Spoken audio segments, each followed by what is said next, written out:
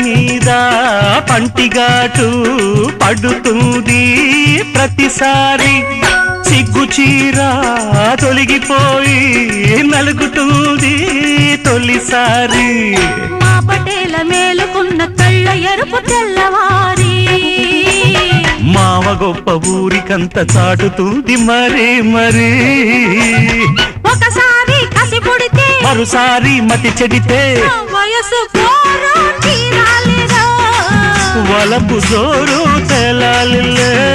అదిరింది పిల్ల అదిరిందిలే